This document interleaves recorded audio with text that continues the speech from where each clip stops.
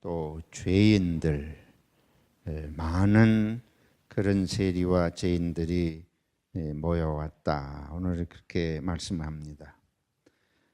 세리는 이제 세금 걷는 사람들, 세무쟁이들이고, 죄인들, 그런데 이 죄인들이라고 하는 표현은 뭐 정말 죄를 지은 사람일 수도 있고, 우리 이 굿뉴스 바이블에 보면 아웃캐스트, 버려진 사람들, 뭐 그 말에 이제 죄인이란 뜻도 있지만은 왕따 당한 사람들. 요즘 번역으로는 그렇게 되어 있더라고요. 왕따 당하고 소외되고 버려진 이런 사람들이, 주변 인간, 어느 그 공동체, 국가나 지역이나 뭐 어느 곳에서든지 그 중심 역할을 하는 사람이 아니고 변두리 인생으로 취급받는 그런 사람들이 예수님의 말씀을 들으러 모여왔다. 근데 그걸 이제 바리새인들이 봤다는 거예요. 또 서기관들이 그걸 보고는 이 사람들이 이제 수군거리는데 뭐라 그러는가 하면 이 사람은 예수님이죠. 예수님이 죄인을 영접하고 음식을 같이 먹는다. 죄인들을 가까이 하고 심지어 그 사람들하고 음식을 같이 먹어요. 도무지 유대인들의 입장에서는 이해할 수 없는 그런 행위라, 그렇게 이제 본 거죠. 그래서 그렇게 이제 불평하고 중얼거리고 뭐 수군거리고 이런 거를 예수님께서 들으셨습니다. 그들의 마음을 예수님께서 아시고 비유를 드셨어요. 누가복음 15장에 비유가 그래서 몇 가지 이렇게 나오는데, 오늘 그 여러 가지 비유 중에 두 가지 비유가 소개됩니다. 하나는 어떤 사람이 양이 100마리가 있는데 그 중에 한 마리를 잃어버렸다. 그러면 이 주인이 잃어버리지 않은 양 99마리를 두고 그 잃어버린 양 한 마리를 찾아낼 때까지, 여기 우리 번역에 찾아내기까지, 더 실감나는 번역은 찾아낼 때까지, 이 의미가 그렇게 되죠. 그걸 찾아낼 때까지 찾아다니지 아니하겠느냐. 또 찾아낸즉, 옛날 때는 옛날 성경에 찾은즉 이게 충분하지 않아요. 오늘날은 아주 우리들이 이 강한 의미를 이제 제대로 살려야 되니까 오늘 우리 개역 성경엔 찾아낸즉, 찾아냈다, 찾아낼 때까지 찾아다녀 가지고, 그렇게 해서 찾아낸즉, 이건 이제 집에서 기다리는 게 아니에요. 어디 집을 나갔는데 제 놈이 정신 차리면 들어오겠지. 그거는 뭐 이렇게 기다려서 돌아온 얘기가 아니고, 찾아낼 때까지 찾아다녀 가지고 찾아내면, 찾아낸즉 즐거워 꿰매고 집에 와서 그 복과 이웃을 불러 모으고 말하되 나와 함께 즐기자. 나의 잃은 양을 어떻게 했노라? 찾았노라 아니고 여기 뭐라 그랬어요? 찾아내었노라. 찾아내었노라. 그 잔치하다가 잃어버린 양보다 잔치값이 더 들겠다, 뭐 누군 그런 얘기도 앞뒤다마는, 이거는 굉장히 강조하는 표현이라고 이렇게 볼 수 있습니다. 내가 너희에게 이르는 이와 같이 죄인 한 사람이 회개하면 하늘에서는 회개할 것 없는 의인 99으로 말미암아 기뻐하는 것보다 더하리라. 하나님께 그와 같이 큰 기쁨이 되는 일이다. 또 한 비유를 더 드셨습니다. 어떤 여인이 열 드라크마가 있는데, 이제 동전의 비유입니다. 뭐 오늘날 호주는 동전이 1불, 기껏해야 2불, 뭐 10센트, 50센트, 아주 작은 돈의 상징이라고 생각할 수 있습니다만은, 옛날에 고대에는 그 은화, 금화, 그게 다 동전이라고 볼 때 그건 아주 큰 돈도 다 동전에 속한다고 보겠어요. 그래서 열 드라크마가 있는데 하나를 잃으면 등불을 켜가지고 집을 쓸며 찾아낼 때까지 부지런히 찾지 아니하겠냐.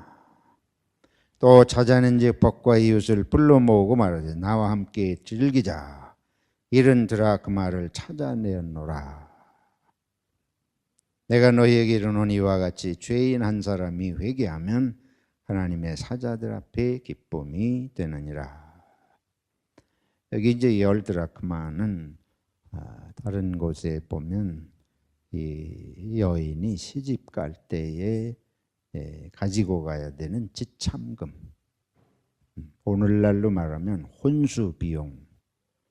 어떤 이제 뭐 다 그런 거 아니지만 어떤 사람들은 혼수 제대로 안 해오면 도로 쫓아보내고 평생 구박하는 그런 인간 같지 않은 인간도 있고 그런 모양인데, 하여튼 이거는 사회적으로 풍습으로 지참금을 내야 되는 혼수비용 같은 거라고 볼 수 있겠습니다.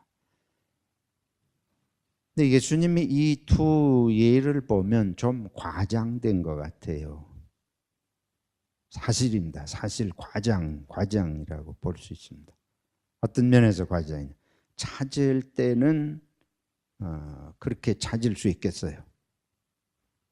찾아낼 때까지, 양을 찾아낼 때까지 찾으러 다니지 않겠는가? 또 이 드라크마도 그렇게 등불을 밝히고 찾는다. 그건 우리들이 이해가 되지 않습니까? 근데 이제 여기 보면 찾아내고 나니까 찾은 후에는 뭘 했습니까? 벗과 이웃을 불러서 잔치를 했어요. 함께 즐기자. 나의 잃은 양을 찾아내었노라. 또 잃은 드라크마를 찾아내었노라. 네, 이렇게까지 말씀하시는 이 깊은 뜻은 무엇이겠는가? 여기서 우리들이 금방 깨달을 수 있는 것은, 이거는 반드시 찾아내고자 하는 그런 의지가 이 속에 담긴 것을 예수님께서 강조하시는 거라고 볼 수 있습니다. 그런데 여기 이제 세리와 죄인들을 그런 잃어버린 양, 잃은 드라크마에 비교를 하셨어요, 예수님께서. 근데 바리새인들이 볼 때는 이거 자체가 마음에 안 드는 얘기예요. 뭐 굳이 양으로 말한다면 세리나 죄인들은 그거는 뭐 병든 양이거나, 뭐 그거는 악한 양이거나, 어떤 뭐 문제가 있는 양이거나, 쓸데없는 거거나, 그런 정도 될는지 모르겠어요.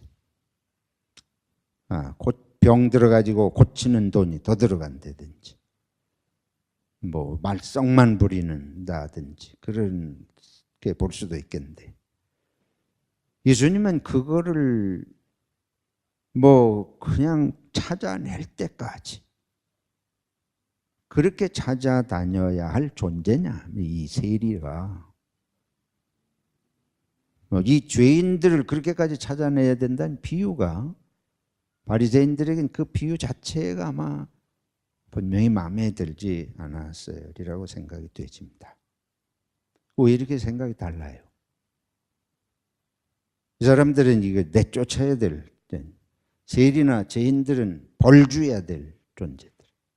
그거는 심판을 받아야 될 존재들입니다.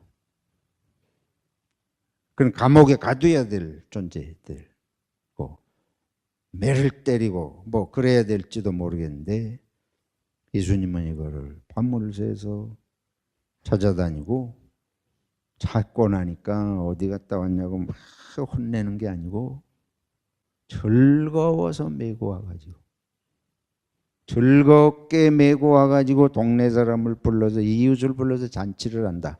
도무지 맞질 않아요. 예수님의 이야기가 이 상황하고 현실하고 우리 현실 가운데 그런 인간이 어디 있어요? 이런 세리나 죄인들 이거 미움의 대상이고 속만색이고 해만 끼치는 인간들 같은데 이거를 찾아다녀 가지고 이렇게 잔치하고 그런다. 이게 사람을 보는 인간관이 다릅니다. 인간관이 달라. 사람을 보는 생각의 초점이 달라요. 여기 표현이 세리 할 때에 그게 주는 이미지가 있어요. 죄인 그러면 유대인들이 어떤 사람? 여기 이미지가 벌써 있습니다. 세리와 창기와 뭐 이런 악한 자들, 이런 존재들인데 예수님은 이걸 잃어버린 양이라고 표현하시고 그리고 잃어버린 드라크마라고 표현하시고 이거는 그냥 찾을 때까지 찾아야 되는 그게 쓸모없으면 그렇게 하겠습니까? 그걸 보는 눈이 달라요. 이건 꼭 찾아야 돼. 왜 이렇게 다르냐? 반드시 찾아내야 될 일을 이제 예수님께서 말씀하시는데 세리나 죄인이라는 표현이 사람을 볼 때에 사람을 이 죄의 관점에서 보는 죄의 관점에서 사람이 보이죠. 이 바리새인들하고 서기관들은. 그래서 우리 찬송가에도 보면 찬송가에도 죄에 대한 찬송가가 제일 많아요. 그건 뭐 잘못된 건 아니죠. 우리가 죄의 용서를 받은 감격을 찬송하려니까 그렇게 오늘 부른 찬송도 그렇고 그 찬송이 많고 또 반면에 우리는 죄인이니까 죄를 회개하고 하나님의 은혜를 알고 이게 기독교의 핵심이라고 보니까 그게 그런 찬송이 많을 수밖에 없죠. 그런데 문제는 내가 그렇게 보이는 게 아니고 남이 그렇게 보이는 게 문제예요. 남을 그렇게 보는 거. 자기는 죄인이라고 안 보이고 남은 죄인으로 보인다. 바리새인과 세리가 하나님이 사람을 보는 눈으로 보이는 게 아니고 이건 자기들 눈에는 다 죄인으로 전부 보여요. 그러니까 예수님께서 예수님 앞에 그런 사람들이 몰려와 가지고 예수님이 나쁜 말씀하는 거 아니고 병 고쳐주시고 사람들 회개하게 하시고 좋은 하나님의 말씀 하나님의 사랑을 전해 주는데 그러면 죄인일수록 문제 있는 사람일수록 예수님한테 와서 그 말씀 드려야 될 거 아니에요. 제정신 가지고 보면. 근데 그게 아니고 예수가 저런 죄인들을 반갑게 맞아들이고 그 사람들하고 먹기까지 하고 이게 보는 눈이 아주 완전히 거꾸로 뒤집혔잖아요. 근데 그게 우리들의 마음이에요. 우리가 다른 사람을 볼 때 항상 그런 눈으로 보여요. 사람이 제대로 사람으로 안 보이고 다 이상한 문제 있는 예수님한테마저도 예수님이 그런 사람 환영하는 거 얼마나 이 대단하다 이 참 저런 분이 있나 이게 안 보이는 거예요. 죄인하고 만나고 먹으니까 이 사람도 문제가 있다. 항상 그런 지점이 그런 문제가 보인다 그 말이죠. 어떻습니까? 저나 여러분들 이렇게 발달해 있지 않습니까? 뭐 우리 99%다 그래요. 저부터 뭐 다 우린 눈 뜨면 그런 거예요. 우리가 이 죄를 보는 눈이 멀어버리면 세상이 천국이 될 줄로 믿습니다. 그게 너무 발달한 거예요. 내 죄를 보는 눈은 아주 어두워 있어요. 안 보여. 내 문제를 보는 눈은 너무 둔해 있고.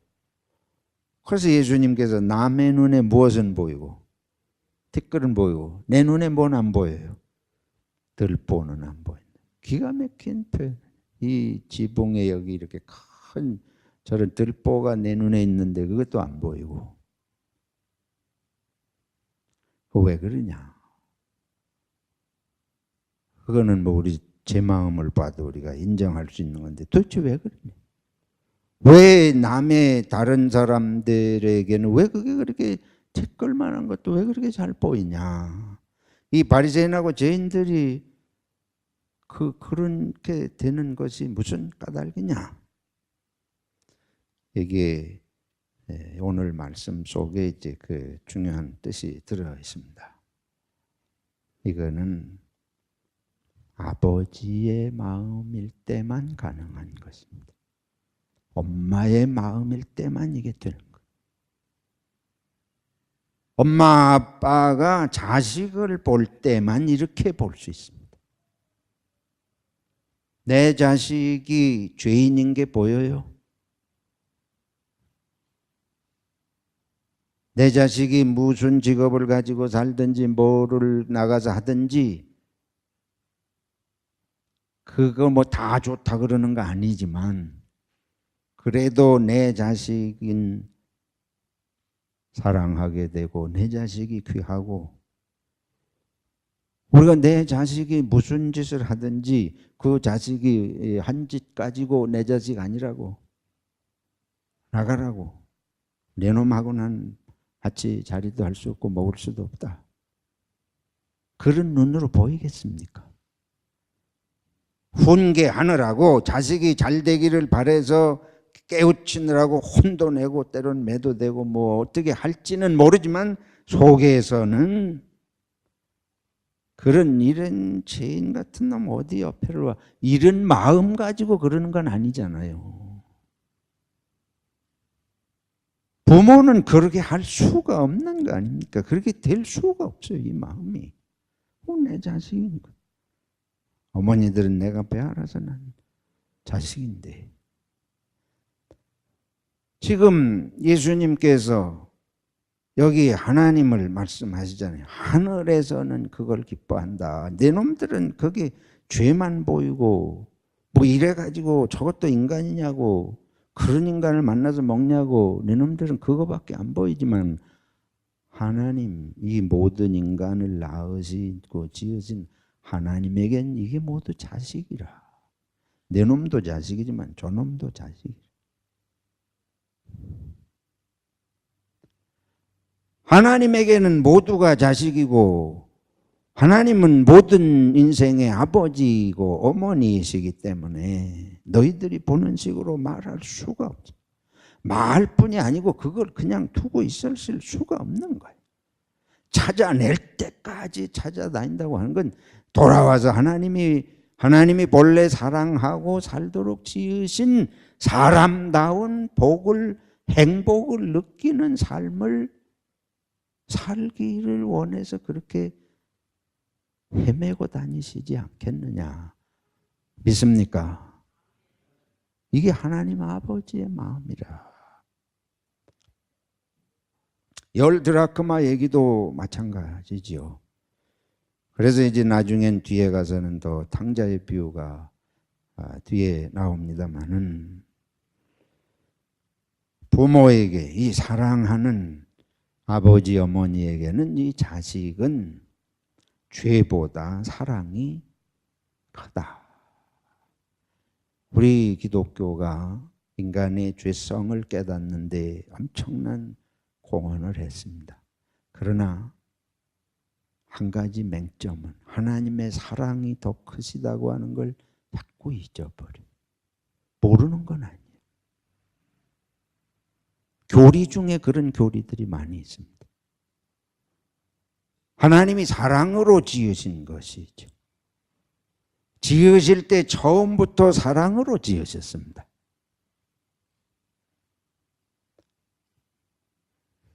처음에 정의를 가지고 지으신 게 아니고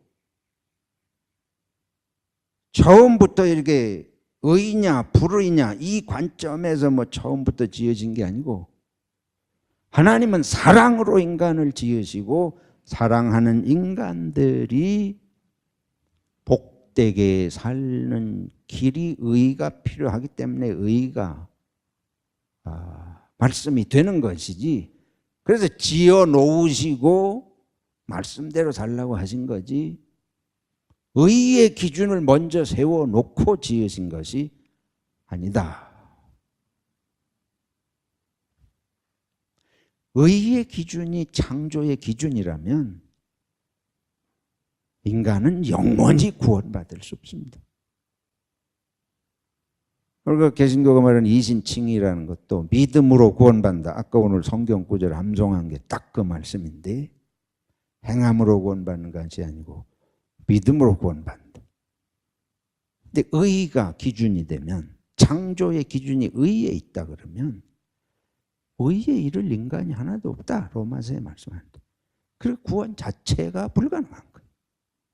하나님이 사랑으로 지으시고 인간이 하나님의 의의 수준에 미치지 못해서 죄를 지었지만 하나님의 근원이 시작이 하나님의 전체는 사랑이기 때문에 불의에도 불구하고 사랑을 넘어갈 수 없으니까 사랑 때문에 불의한데도 구원을 받는 것인 줄로 믿습니다. 사랑이 더 큰 것이고 사랑이 시작입니다. 그래서 사랑이 소망이 되는 것입니다.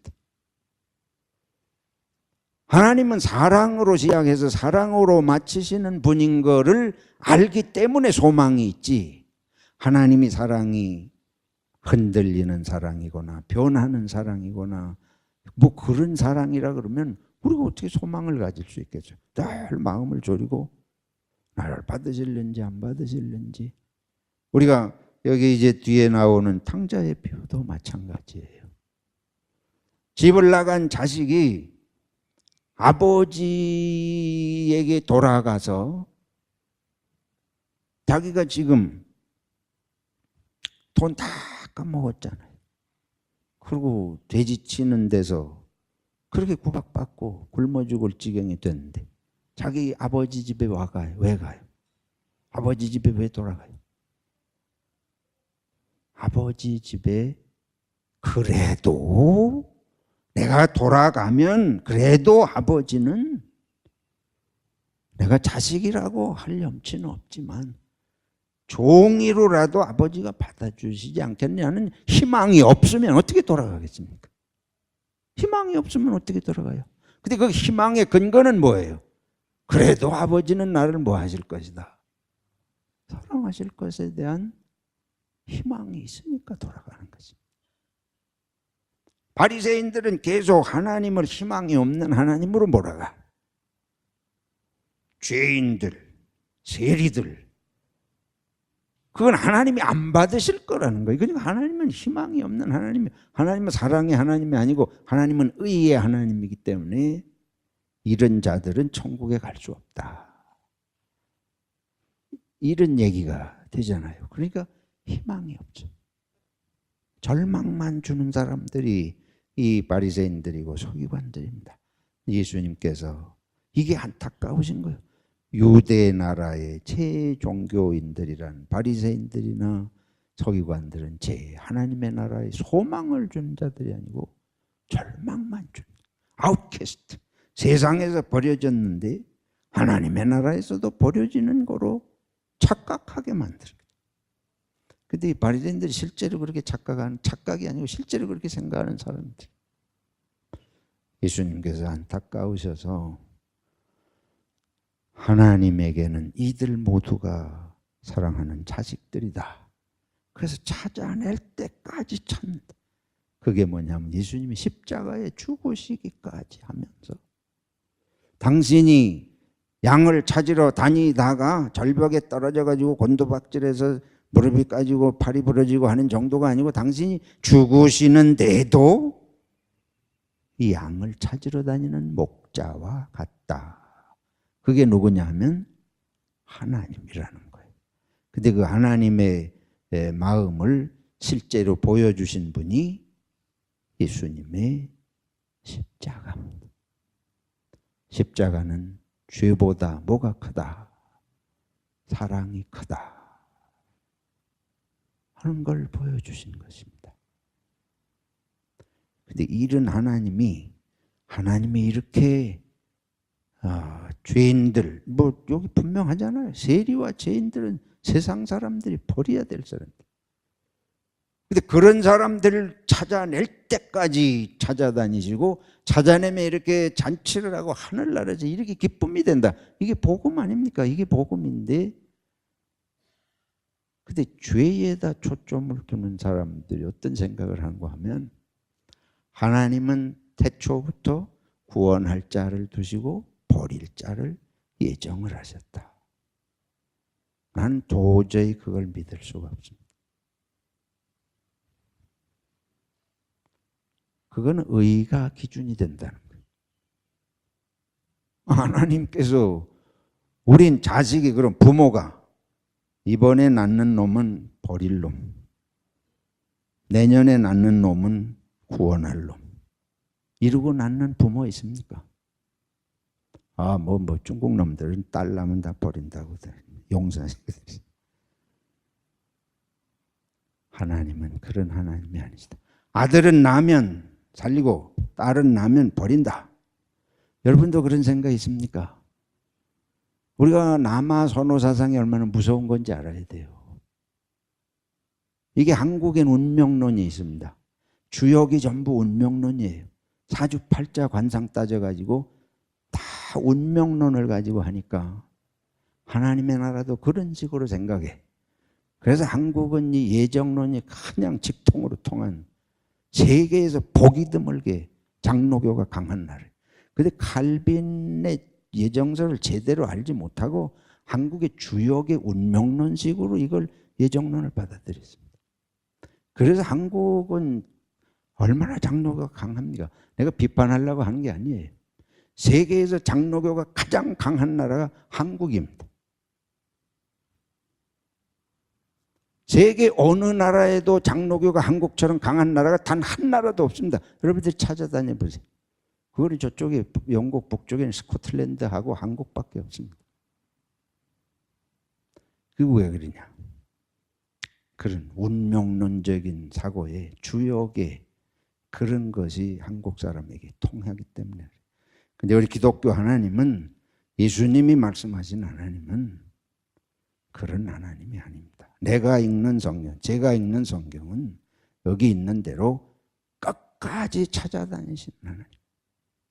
한 영혼이라도 구원하시기 위해서 예수님을 십자가에 못 박으시기까지 죽게 하신 하나님이, 근데 그 하나님이 그 예정론 믿는 사람들 중에 어떤 얘기를 하는가 하면, 하나님의 이중 예정 요소를, 하나님은 구원할 자를 예정해 놓으시고 처음부터 버릴 자를 예정을 해 놓으셔 가지고, 십자가는 누구를 위해서 진 거냐? 구원할 자만을 위해서 십자가를 지셨다는 거예요. 그러니까 이 예수님의 십자가를 나는 참 욕되게 하는 것 같아요. 그러면 아야 예수님께서 이 세상에 오셔서 내가 십자가를 지고 죽지만은 버려질 자가 있고 이거 구원받을 자가 있다. 그러면 저와 여러분 중에 구원받기로 예정됐다고 확신하는 분 여기 계십니까? 나는 하나님이 날 때부터 난 구원하시기로 예정한 자다. 그거 확신하는 분 있어요? 어떻게 그걸 알아요? 이거는 교리적으로 수백 년을 논쟁을 하는데 끝이 없는 것입니다. 왜 그러냐? 성경에는 하나님이 예정하신다고 보이는 구절도 있습니다. 하나님 전지전능하시니까, 하나님께서 모든 것을 아시니까 예레미야에게 태중에 벌써 복중에 집기 전에 내가 너를 불러 세웠다. 그러니까 그게 예정설 딱 맞죠. 그런데 성경에는 누구든지 주의 이름을 어떻게 하는 자는, 부르는 자는 무엇을 얻으리라? 구원을 얻으리라. 그럼 누가 부르는 거예요? 내가 예수 이름을 부르고 믿는 것은 내가 믿는 거 아닙니까? 또 한편에서 보면 성경에는 이 양면을 다 표현하는 구절이 있습니다. 늘 말씀드리면 손바닥이 있고 손등이 있잖아요. 이걸 어떻게 동시에 손등하고 손바닥을 동시에 볼 수 있는 사람이 있습니까? 이렇게 하면 이렇게 양쪽이 보이는 것 같지만 조금이라도 이렇게 해야지 이게 정확하게 가운데 어떻게 보여요? 한쪽을 보면 다른 쪽은 안 보이는 거예요. 세상은 모든 것을 완벽하게 이론으로 설명하는 인간의 언어라는 게 완벽한 설명이 어려운 것들이 얼마나 많아요. 그리고 어떤 때는 이렇게 설명이 되기도 하고 이렇게 설명이 되기도 하지만 그거는 함께 있는 양면성입니다. 그래서 이 두 가지는 보완이 돼야지. 하나님의 예정하시는 뜻도 있고, 그러나 인간이 하나님 앞에서 말씀을 받아서 자기가 책임적으로 응답하는 측면도 있고, 항상 이것은 병행되는 양면성이지, 이걸 한쪽을 날 때부터 구원받기로 예정이 돼 있고 버려지기로 예정했다, 그러면 이거는 한쪽을 가지고 모든 것을 다 말하려고 하는 극단주의에 빠진다. 그래서 캘빈주의에서도 이걸 다 인정하지는 않습니다. 이건 아주 극단주의 캘빈주의자들이 하는 얘기. 그는 캘빈주의자들 중에도 이거는 이단이라고 몰아붙이는데, 그러나 여전히 그거를 붙들고 있는 사람들이 있습니다. 여러분들이 제가 이런 말씀을 드리는 것은 극단주의로 가면 다 문제가 생깁니다. 이슬람 극단주의자들이 세상의 극단주의로 가면 그건 항상 문제를 심각하게 일으키게 돼요. 말씀 속에는 이런 다양한 측면이 있어서, 그래서 바리새인들은 자꾸 교리로 말을 하면 여러분, 그러면 뭐 이래라는 거야 저래라는 거야, 하나를 분명하게 해줘야지. 그렇게 되질 않아요. 분명한 게 뭐가 있어요? 예수 믿고 천국 가는 거 그거 믿으면 됐지. 교리는 성경이 아닙니다. 교리는 성경을 통해서 나오지만 성경은 아니에요. 그런데 교리를 믿으며 성경을 믿는 줄 착각을 해요. 그럼 왜 그렇게 교파가 많아? 같은 성경인데 왜 다 같이 성경 가지고 얘기하는데 교파가 그렇게 많냐고요. 우리가 서로를 인정을 하면서 어떤 사람은 그렇게 해서 믿는 사람도 있고 어떤 사람은 저렇게 해서 믿는 사람도 있다. 뭐 그렇다고 천국 못 가는 거 아니다. 이렇게 돼야 되는데 이거 교리 가지고 극단적으로 몰고 가가지고 바리새인들이 세리와 죄인들을 어떻게 먹고 마시냐. 이게 극단주의 아니에요. 어떻게 세리하고 바리새인들하고 저 죄인들하고 먹고 마시냐. 이게 완전 극단주의. 아주 싹 갈라놓고 상종도 하지 말아야 된다. 예수님께서는 죄인도 구원하시고 세리도 구원하시고, 그것도 보통이 아니고 찾을 때까지 찾아다니면서, 저는 여러분들 중에서 장로교에서 자란 분들이 있고 지금도 장로교 교리를 믿고 있는 분들도 있고 상관없습니다. 내가 그걸 비판하려고 하는 거 아니에요. 그 면도 있고 이 면도 있다. 그리고 우리들이 이 한국 교회가 한국 교회처럼 분열이 잘 되는 데가 어디 있어요? 그건 왜 그런가? 교리 중심으로 너무 빠져들기 때문에 그래요. 교리를 집착하면 반드시 분열주의자가 됩니다. 그건 100% 분열주의로 가게 되어 있습니다. 교리에 집착하면. 내 교리를 내가 믿지만 다른 사람의 교리를 어느 선 안에서 큰 바운다리 안에서 인정하려고 하는 게 필요해요.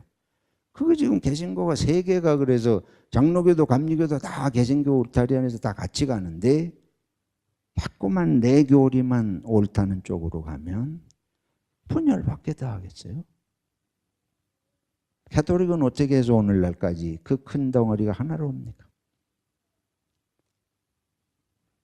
긴 말씀을 생략하고 하나님의 나라는 할 수 있는 대로 다 구원받기를 원하시는 줄로 믿습니다. 그래서 우리들이 마음을 넓히고 조금 저부터도 마찬가지예요. 이렇게 말하는 저부터도 인간의 본성상 감정이 얽히고 관계가 얽히면 싫어요. 속일 수가 없어요. 그거를 문제 삼는 게 아니에요. 근데 이거를 넘어가도 이 하나님의 말씀 앞에서 내가 이거를 자꾸 넘어가고 나는 감정이 나고 기분이 안 좋고 관계가 이래서 난 싫다. 근데 그거로 선을 긋지 말고 말씀 앞에서 다시 나를 반성하고 다시 이 바리새인들이 어떻게 하겠어요? 바리새인들 같으면 예수님이 저 사람들하고 먹고 마시는 거 보고는 난리를 치면 하나님의 나라 가면 난 저런 인간들이 오면 안 된다고 말하는 거 아니에요. 하나님의 나라는 저런 인간들은 오면 안 된다고 말하는 거 아니에요. 근데 예수님 먹고 마시니까 예수가 말하는 하나님의 나라 가면 이 사람들이 있을까요? 없을까요? 있을 거 아니에요. 여기서도 먹고 마셨는데. 그 얘기요. 천국을 쪼개야 돼. 바리새인들 식으로 말하면. 근데 하나님은 천국은 이제 이 모든 것이 다 들어오게 하기 위해서 예수님 십자가 지신 줄로 믿습니다. 마지막 이제 결론적으로 드리고 싶은 말씀은 그래서 우리들이 이 구원받은 다 죄인이 다 천국에 들어갈 수 없는 조건은 다 마찬가지입니다. 누구든지 마찬가지. 내가 나만 들어갈 수 있다는 확신이 어디 있겠어요. 근데 하나님이 불러주셨으니까 이젠 자꾸 불러 모아야 된다. 나만 들어가서 되는 게 아니다.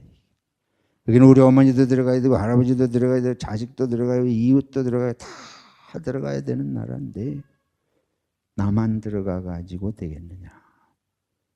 그래서 예수님이 이렇게 찾아다니시는 것처럼 이유를 불문하고 사람을 불문하고 하나님의 나라에 하나님의 사랑을 전해서 구원의 방주로 하나님의 나라로 인도하는 사명이 저희들에게 주어진 줄로 믿습니다.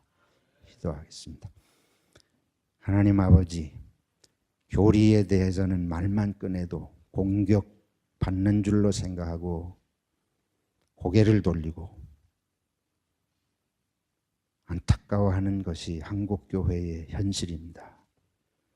우리들을 하나님이 불쌍히 여기셔서 예수님이 십자가를 지셨는데 저희들의 마음을 넓혀주시고 교리 전쟁이 아니라 영혼 구원하는 일을 복음을 전해서 하나님의 나라의 백성 구원하는 일을 감당할 수 있도록 우리를 새 힘을 주시옵소서. 예수님의 이름으로 기도하옵나이다. 아멘.